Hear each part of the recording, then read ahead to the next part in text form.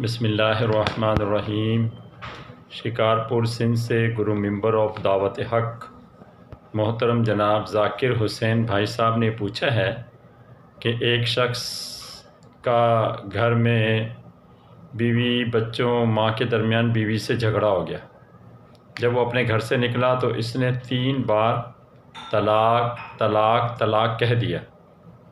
اب اس نے نہ تو یہ کہتے ہوئے بیوی کا نام لیا، نہ ہی اسے مخاطب کیا، اور نہ ہی اس کی طلاق کی نیت تھی۔ اب شرعی رہنمائی کرتے ہیں کہ طلاق واقع ہوئی یا نہیں ہوئی۔ میرے محترم بھائی،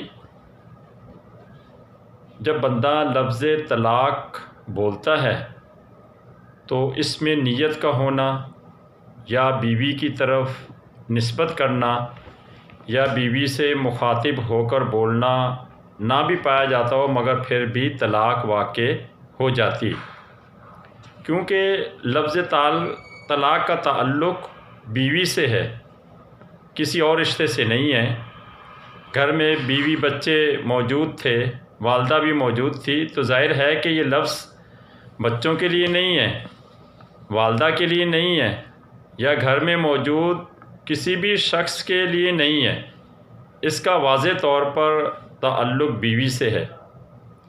اور پھر طلاق کی جو صورت بنتی ہے تو ابتدا میں چونکہ یعنی کہ وہ بندہ لڑ کر گھر سے نکلا تو یہاں سے کام شروع ہوا، تو یعنی کہ چونکہ لڑ کے نکلا ہے تو اسی سے جو ہے نا یعنی کہ طلاق کی نسبت بنتی ہے۔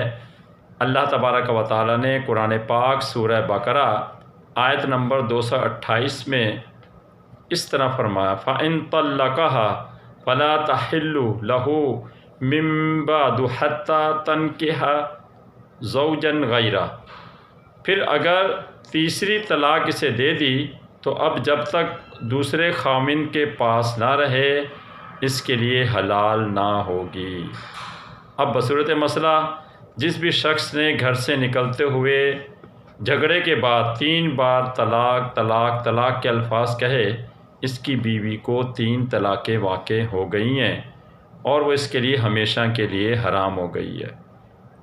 حتیٰ کہ وہ عورت کسی دوسرے مرد سے نکاح کرے، عدت گزارنے کے بعد نکاح کرے اور وہ طلاق دے دے یا مر جائے، اس کے بعد پھر عدت گزارے، پھر اپنے پہلے شوہر سے وہ دوبارہ نکاح کرنے کے قابل ہوگی۔